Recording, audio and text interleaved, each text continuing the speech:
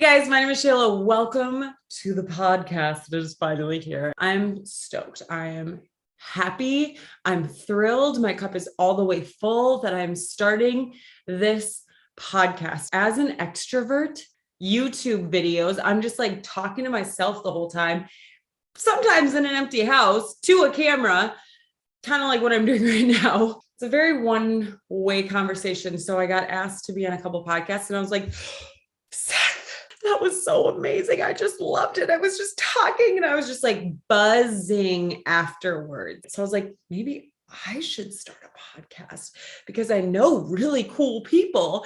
And I always get this really good advice in my DMs, just in general. And so I was like, this would be a great way to get all that information out of my DMs and into the hands of everyone else. We talk about really interesting things and learn a ton of stuff. And then not only for me, I get to share it with all of you. So I was like, check, win, win, win. In 2015, I started traveling full time.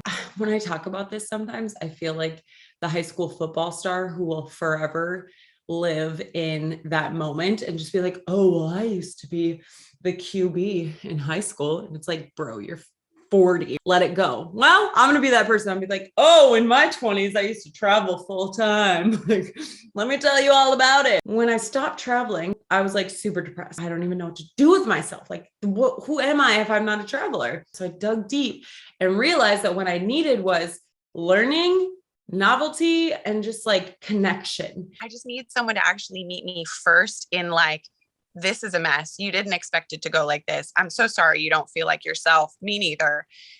And it gets way better. And so that was like more of what I'm trying to do.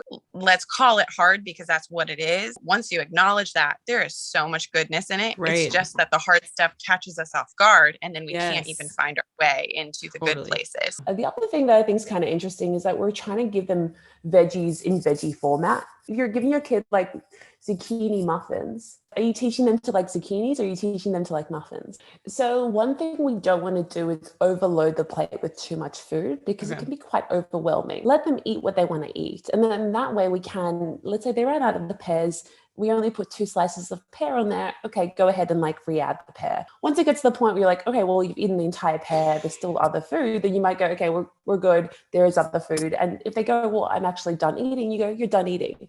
Once again, this is coming back to this respect of their hunger, becoming really mindful of the judgment we put on ourselves and the judgment we put out to others. I've noticed a trend that people who judge others are really harsh on themselves. I think, if you find that that negative self-talk for yourself is quite high, sometimes an easier place to start is to start to become aware of all the judgment that you consider to other people. And many people say to me, oh, Lyndi, I'm struggling to lose the last like 10 pounds or 5 kilograms or whatever it is. And I say to you, like, maybe you're not meant to lose those last few pounds or kilograms. Maybe this weight where your body sits out comfortably is your happy weight. It's the weight where you fall asleep easily without having to worry about how many calories you ate that day.